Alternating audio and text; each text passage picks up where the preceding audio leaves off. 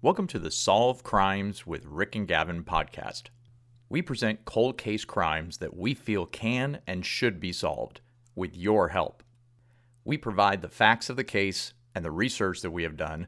Then web sleuths like you help us solve the mystery and provide the victim, family, community, and law enforcement with justice and peace of mind. This is Solve Crimes.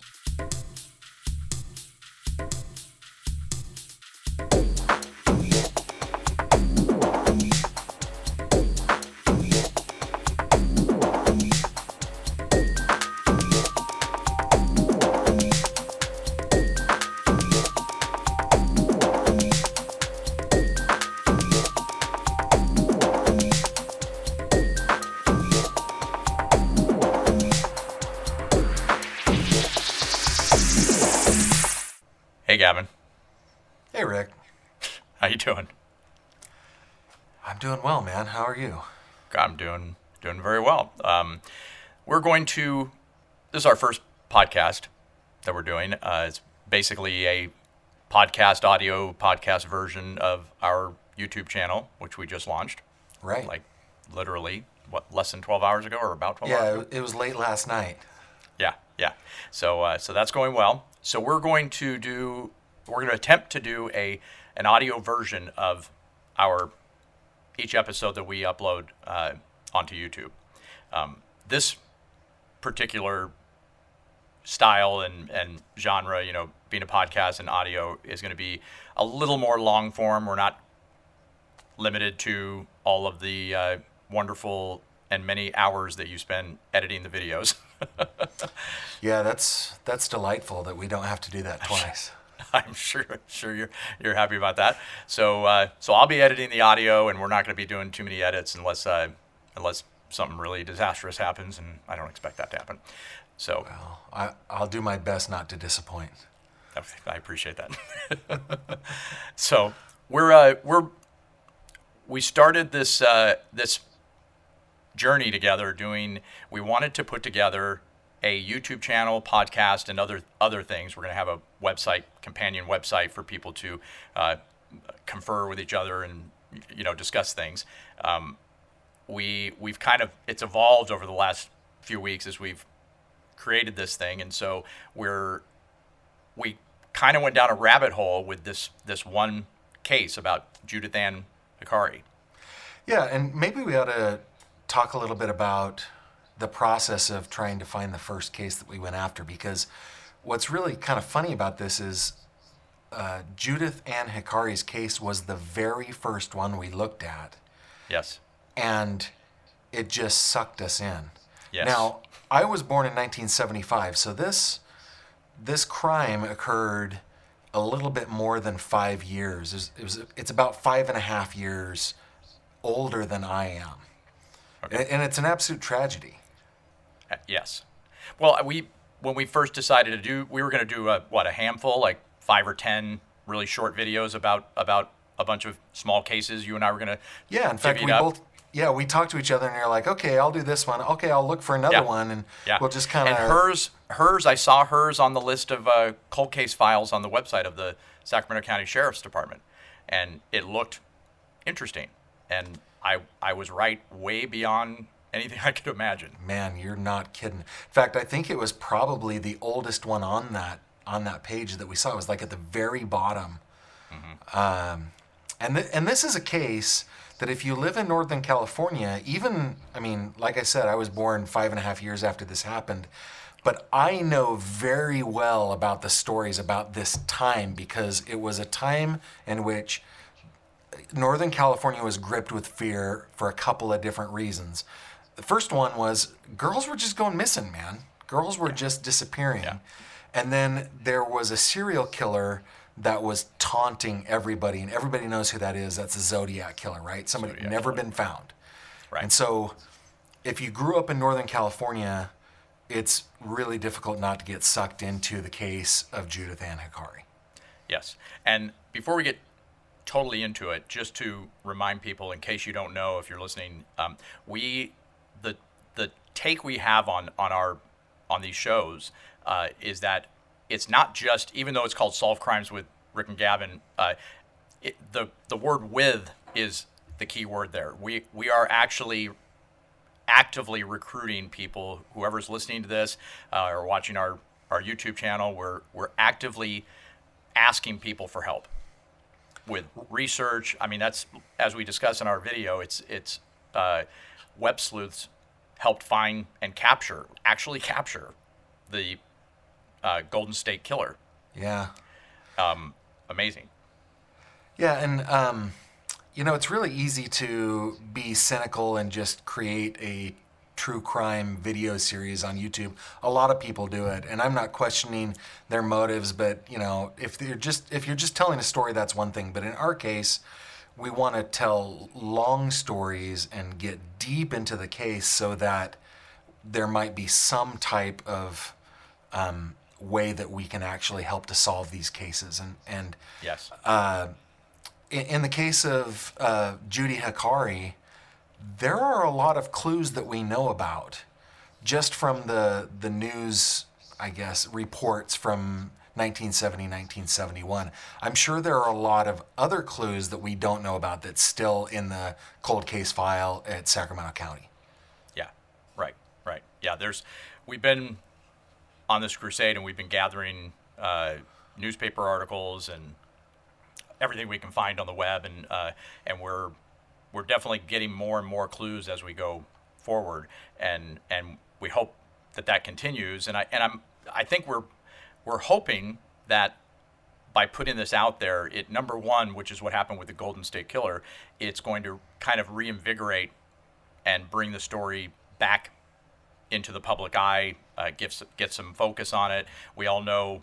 I mean, we've discussed doing an entire episode, maybe a series on just the unfortunately, I'm going to use this word, but it is true, the marketing of either a killer or a situation. It really is true that if you have the wrong name or you don't make it interesting or entertaining enough, people do lose interest. It's sad but true. People are busy. Yeah, and a glaring example of that is the Golden State Killer, right? Joseph Yes. D'Angelo, is that his name? Yeah. He was known as what, Eros or... Erons. It's so ridiculous. Yeah. East Area Rapist and Original Night Stalker. And even before that, they didn't know that those two were together. I mean, that was a fairly recent thing, putting those two together, because the Original Night Stalker was in Southern California, and East Area Rapist was East Sacramento. But rebranding him, and I don't want to be crass about this, but rebranding him as the Golden State Killer did make people kind of take notice, and it was the work of a lot of web sleuths that helped police track down that monster. Right. And you know what? That guy was living like 2 miles away from where I grew up. Oh yeah. Like I lived in the neighborhood. He's 10 minutes away from where I am right now. Yeah. Yeah. It was pretty crazy, and that is absolutely a possibility. I mean, we're not talking about this didn't happen last week or 5 years ago. That's definitely true, but there is still an opportunity and a possibility that the person responsible for the crime against Judy Hakari is still alive and could still be in the area, could still be here in the state. We're not sure. I mean, it could be in jail. I mean, there's a lot of speculation about who it is. Sure. So maybe we ought to get into the actual story. What happened to Judy Hakari? Right. So March 7th, 1970, Judy Hakari was 23 years old, engaged to be married in the following June, so just in a few months. She had started a career, I think 2 years earlier, as a nurse, was, by all accounts, really doing everything right and saving her money and putting together a life for herself and a career. She had just purchased a 68. It was a 68 Mercury Cougar. Yep, she was very proud about that because she bought it with her own money. And her folks were proud about it. They called her fastidious and a person who made plans and stuck to them, right? She wanted to be out on her own for just a little while before she got married. She had grown up kind of in the Carmichael area. If you're from Sacramento, she grew up in the Carmichael California area, which is a suburb on the eastern side of Sacramento. She went to Miraloma High School right there in Sacramento. She then went to American River College right there in, I think that's still Carmichael, maybe Citrus Heights, and then went to Sacramento State College, which is now CSU Sacramento, California State University Sacramento. So Right. she's local girl to this town, and she had lived with her parents and wanted to be out on her own for a few months before she got married, and she made that decision after they got engaged. Right, right. So which at that time, all of that very normal. And she stayed in the area. Her apartment was not too far, right down the road from the Arden Fair Mall. She was working at Sutter Memorial Hospital, right in Sacramento, not too far of a drive for her. 10 minutes, on that, yeah. yeah. So on that night, her work shift was, we believe, until 11:30 p.m. that night. Her fiancé, what was his name again? It's Raymond Willis. Raymond He Willis, was that's 24 years old, right. about the same age as her.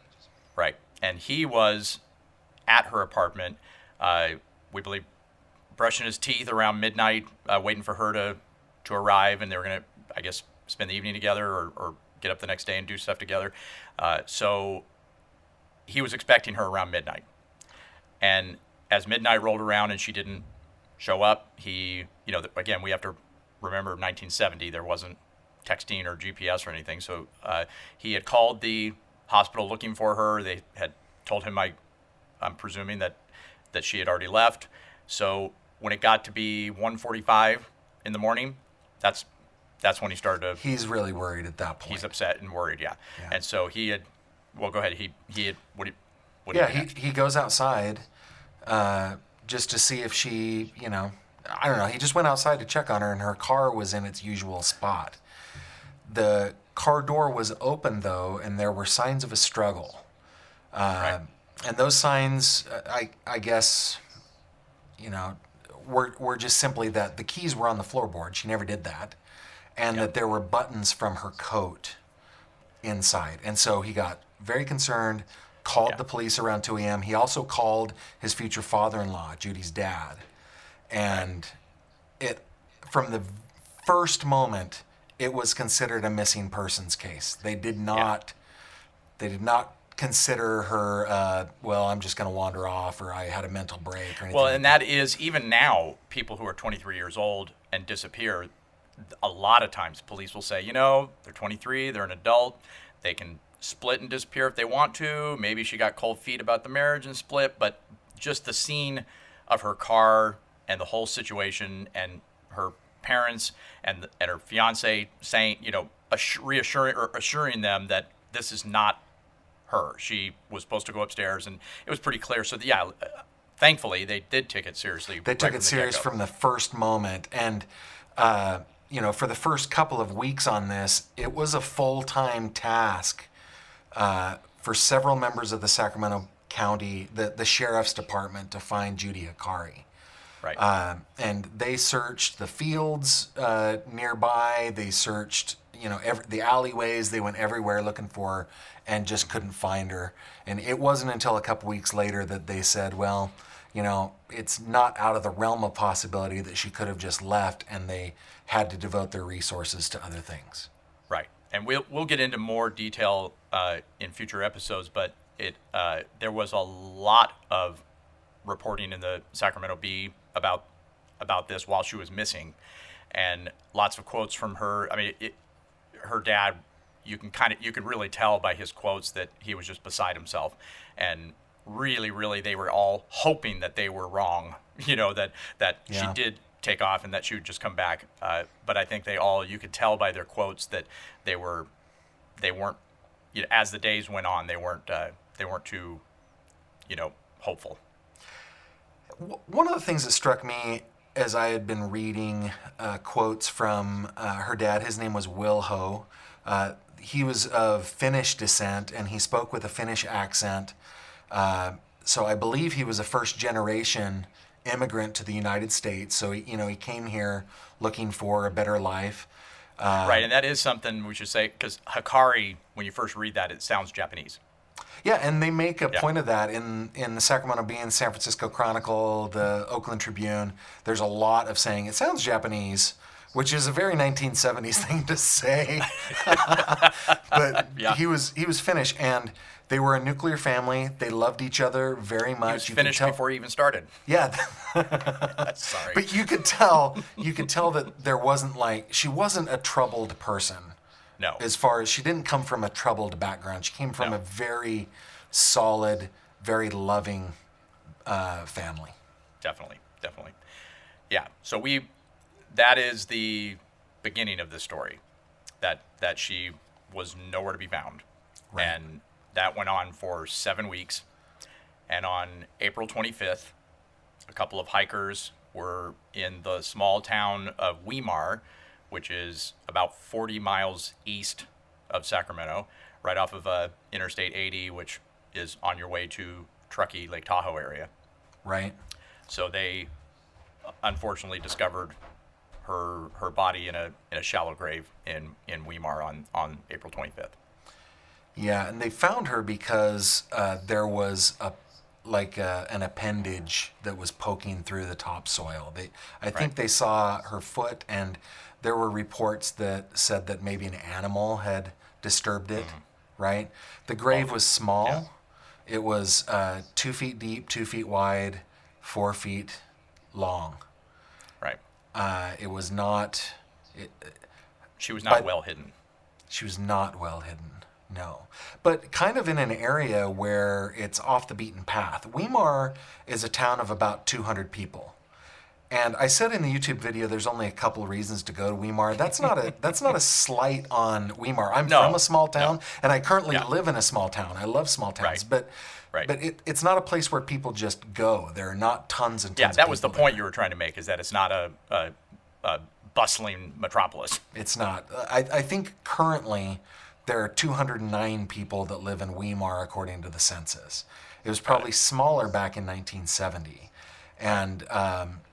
But so if you're one of the couple hundred people that live in Weimar, it's a beautiful place. I mean, it's a picturesque place, man. It's a beautiful place. I mean, I took it, obviously, I know you. I took it from what I think you meant, which was where you were saying that in the context of the killer probably knew the area.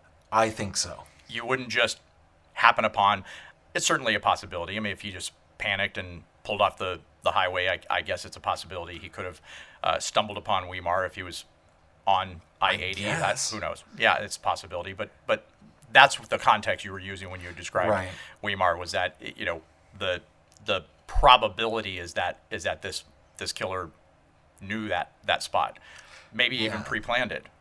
Yeah, and Weimar, to just kind of describe it a little bit more, Sacramento is in the Sacramento Valley, and I-80 goes up over Truckee, Donner Pass, basically, right? So I don't even know, what is that, 7,000 feet or 7,500 feet or something like that? It's pretty high up.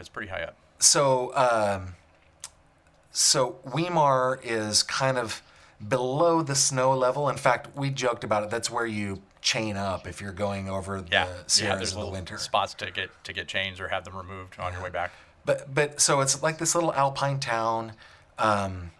It's beautiful, and the other reason that people go up there if they don't live there is the North Fork of the American River goes through Weimar. There's lots of rocks to jump off of into the river, so there's cliff jumping, there's bridge diving. Then it's also part of the gold rush era, so there's a lot of old mines, and there's just a lot of ancient And wasn't that things. the people who had stumbled upon her body, that's what they were there for, was they were going through exploring the mines? Yeah, and looking for bottles, so those were the two reports that I got, is they were exploring mines and looking for old bottles. Right. Okay. So that brings us up to now, and Weimar is in Placer County, and the Sacramento County Sheriff had started the investigation here with her as a missing person. So as soon as they found, they discovered the body, Placer County Sheriffs were called naturally because it was in their territory. And then once she was identified, then it became a joint venture to to investigate the crimes and try to figure out what had happened to her and who did it. Yeah, I think the Placer County sheriffs took the lead on it since the body was discovered in Placer County. Right. But it was a joint task force. It was full time. It was many detectives, many inspectors that were going after trying to find the person or persons responsible for the Right. death of Judy Hakari. I can't even imagine going 7 weeks with a missing daughter. Oh, I mean, yeah, you and I no. both have, we have daughters approaching Yeah. the age of Judy Hakari. yeah. I have one that's already a little older than that, so it's it Right. definitely hits home. And we're in our next episode, because we know that, and there was so much information from her parents, especially her father, during that time. Our next episode is going to focus on that time period, those 7 weeks. It's going to be called Judy is Missing, and just to kind of focus on that and what that must have been like for them back then. And we're going to explore in future episodes. There's so much to this case. One of our episodes, we're going to focus on what life was like in 1970 in Sacramento and just in the world in general with relation to technology or the lack thereof, how murders were investigated back then, and it goes all the way to her fiance. If it were something today, he probably could pull an app up and GPS and know exactly where she is, and would have seen it, immediately. Would have been able to text her, or would have been able to, they could have pulled up cell phone records. I mean, there's so many things that weren't there then that may or may not have solved this case sooner. We don't know. It's a really sad case, and I'm hopeful that we can make a difference here. Well, at the very least, bringing it back up into the public eye, and hopefully someone will see it that maybe knows something. Her parents are both passed away now. Her mom died in 1986. Her dad died in 2007. So her mom lived 16 years missing her daughter, and her dad lived 37. Yeah. Yeah. Can't imagine. But there's another kind of angle to this story, Rick, and that is kind of what else was going on in the area. And specifically, I'm thinking about Donna Lass. Yes, and that was in September of that same year. So just a few short months after Judy's body was discovered. Yeah, so Donna Lass was a nurse. She was not from the area, but she was in South Lake Tahoe, California. And she was in her late 20s, and she went missing from her apartment complex in a very similar way that Judy Hakari went missing. I mean, that and the fact that she kind of, when you look at it from a serial killer investigation point of view, she fit the profile of Judy physically too. Same build, same hair color, same height, Age. same age, And very same similar. occupation, which was, Yeah. I mean, that it has to jump out for you. Now, So one of the immediately major the press differences- was talking about it. No, it was just an immediate connection. Now, one of the major differences between the Judy Hakari case and the Donna Lass case is that Donna Lass to this day has never been found. Correct. So now naturally, the areas are a little different too. South Lake Tahoe, especially at night, and especially if you know the area very well, you could hide a body anywhere. Oh, yeah. And if you did it well enough, or if you put it in an area where animals could get to it and no one, sees it for many months or years, or she absolutely could have left or been kidnapped, or we don't know, even now, 50 years later. Yeah. Now, So, there is a little bit of a twist on this because in March, the following March, so March of 1971, a postcard was mailed to the San Francisco Chronicle. And it had an image, kind of this picturesque image of South Lake Tahoe on it, but it Right. had a Zodiac symbol on it. It had a Zodiac cipher on it, and it basically claimed that victim number 12 was taken out of South Lake Tahoe. right. And you and I have discussed there are some discrepancies on this postcard that and the way it was displayed with like cutout letters, that it didn't necessarily fit all of the other Zodiac communication with the press and the police, but it was taken seriously. Yeah, and it made people wonder, okay, well, if Donna Lass was a victim of the Zodiac Killer, could Judith Hakari have been as well? Right. I think we'll get in deeper to that in the, series. We'll have other episodes, yeah. But and, then, and it's, go ahead. Right.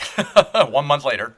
Yeah, there's another twist to this. Okay, the next thing that happens is 2 more young brunette women, kind of the same build and look as Donna Lass and Judy Hakari, were murdered in Sacramento. Right. One of them literally across the street from Judy's apartment, another apartment building. Her apartment building was right there. Right. And as you know, I just drove that from apartment to apartment and videoed it, and I'll be putting that up. We'll probably be featuring it in one of our episodes as well, and it's just eerie how close they are. So that one freaks me out. That one definitely makes me believe that it was the same person. And one of those victims, I think it was Nancy Benalik, right? She was the nurse's assistant. I believe so. I'm trying to remember. But I know. Either way, these 2 young women in their 20s, same build, kind of same general look, beautiful young women, are taken. One of them right next door. Well, I guess I'm embellishing a little bit, but I mean, it's so close. Kitty corner. Yeah. That's a good term. Were murdered. And all of these were at night. Yep. This was clearly someone who was operating at night in the shadows, possibly stalking. My take on it from what I've read and seen, it seems like an apartment building or apartment complex parking lot. If that's your plan, it seems like it could be an opportunity killing where they're waiting for a single female to show up. But it's, what are the odds that they all fit that same physical description? So it could be something like the Golden State Killer, who is not completely out of the picture as the perpetrator, we should say, right? It is out of character, and he didn't start out killing people, so that it's unusual. We're not even sure he was here in 1970 in this area. So he had gone to high school here and then left and then came back. But the point is, he was a major stalker. Like, he would spend days, sometimes over a period of weeks, pinpointing who he was going to take, and he watched them. Planned it out. It could very well be that this guy did the same thing. He just in the shadows and pinpointed, maybe figured out these girls' timeline and their schedule and pattern. Now, we should say these 2 girls that we're talking about, one is named Nancy Benalik, and the other is named Carol Beth Hilburn. Yes. So 4 victims, 3 of which worked as nurses or a nurse assistant, all the same kind of type. A very scary time to be living in Sacramento in 1970, 1971. Right. So yeah, I think these like this first episode of our podcast, we're going to kind of mirror a lot of the stuff that we do in our episodes on YouTube. A little more long form, like we just did. It's a little looser. We can give a little more detail than we can in the YouTube videos. The ultimate thing is that we are not only doing this, hopefully in an entertaining way that makes people interested. I mean, let's face it, we have to. If this was dry, people wouldn't, watch or listen to us. So the idea is to get this information out there, get people hooked on the story, interested in the story, so that it may jog someone's memory, maybe someone talking about it or sharing or liking the videos on YouTube or our podcast or that kind of thing will spur some new information for the Sacramento County Sheriff's Office, which we just spoke with them, and it is still an active case. They have not given up on it. There is a cold case detective assigned to it, and we'll be sharing whatever information we get from the stuff that we look into and our our listeners / viewers. So we do want to encourage people to get involved. And she's been extremely accommodating and professional with us as we've reached out. Yes. The detective in Sacramento. Yes. So I think the key here, like the thing that touched me about this case is that not only was going back just to Judy, and I don't want to like be flippant and put aside the other three because they're just as important. Right. But focusing on Judy Hakari, this was a young woman with a promising future that, she was working towards a beautiful life with a person that she loved. She's violently kidnapped, and there's evidence it's violent. It's a struggle where she was kidnapped. There's evidence that she was tormented. She was tortured. She was raped. And she was beaten extremely violently. Yeah. And then killed. And this case is no less important after 50 years than a case that just happened yesterday. Yep. Absolutely. And unfortunately, as we mentioned in our video, episode 1, there's no usable DNA from what we understand. Even though she was raped, apparently. I mean, again, 1970, the thought that there would be DNA testing in the future of law enforcement unfortunately, it was not something that some people did not even understand it, and sometimes there may have been evidence, but they didn't know how to collect it or keep it, and it's just unfortunate of the something at the time there. So I've been thinking about that a lot. There were two reports, and we'll go into this in a later episode. But there were 2 reports that I think they called them chemical investigators went to the scene where they found Judy Hakari. So I'm not quite ready to give up on whether there's DNA or not, because I've seen, I guess I've seen reports where it says there's no DNA, but I haven't seen any. But I've also seen reports that there were people collecting chemical evidence. So I'm not ready to give up on that. Yeah, and who knows? I mean, we definitely want everyone to know that whatever we come up with, we are absolutely going to be working with the Sacramento County Sheriff's Department as far as whatever their wishes are. And there are, especially now, cases where they withhold some information so that they can kind of confirm certain things. If somebody comes forward or somebody's accused, they can confirm whether or not, that kind of thing. I don't know if that's happening here. Or if somebody were to make like a prison confession, like last minute confession. Right. They hold that stuff back so that they know if somebody's I don't know if they were doing that back then or if they did that with this case. We really don't know. But I think a lot of, when you're talking about a 50-year-old case, I think a lot of it's going to go toward MO, modus operandi. It's going to be about, because that is something that we've noticed with other serial killers, and we're looking into another serial killer that was active around here around that time that with also a terrible name, like needs a rebranding. We're not getting into that. Goodness I know you're shaking your head. I know. We'll get into that in another. That's going to be a fun one actually, because it won't be about anybody specific. So we can actually have fun with that one. But yeah. So again, reiterating, we want to put as much out there as possible about Judy Hakari and the other girls. Judy Hakari was the first one we found out about, and hers was also the first in that unfortunate series of crimes. So that's why Judy is being is kind of the flagship case. What's kind of sad about the Judy Hakari case is she does seem mostly forgotten in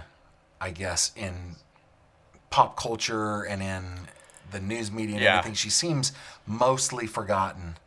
And, when we did a search for Donna Lass, for example, I mean, there's just so much stuff out there. But when we did a Zodiac connection. Because of the Zodiac connection. But when we did a search for Judy Hakari, it became a lot more difficult. And it was actually... It seems to be a very regional thing. Yeah. So we want to shine a spotlight on this case and see if we can help detectives who have been working on it for 50 years to get it solved. Yep. And I think the community would be... The local media has occasionally brought it up every 5 or 10 years, and some of the milestones, 25 years and, recently 50 years. So the community hasn't forgotten hasn't forgotten about her, but it's certainly not a prevalent case. And we're hoping that we can, with the new media availability that we have in presenting this case, and hopefully in a very respectful, chronological, technical way that if we do the right thing, we'll get a lot more eyeballs on this case and hopefully jar loose some new evidence. That's what I hope. Yep. All right. Well, thanks, Gavin. Thank you, whoever's listening, and definitely tune in. Subscribe to our podcast here and subscribe to our YouTube channel. It's called Solve Crimes with Rick and Gavin, and we'll be putting up some links and things for more interaction with for you. Anybody who's listening can find out more information in the timeline that we put together and the evidence that we've seen and gathered, and we'll move forward on that. So, great first episode, Gavin. I guess I've never podcasted. Well, you can't say that anymore. Thanks, Gavin. We'll see you next time. All right, take care. Thanks for listening to the Solve Crimes with Rick and Gavin podcast. Please subscribe to stay up to date with the cases that we feature. Don't forget to subscribe to our YouTube channel, Solve Crimes with Rick and Gavin, for more details and visuals that we can't provide here. If you have information on any of the cases we feature, please visit rgsolvecrimes.com.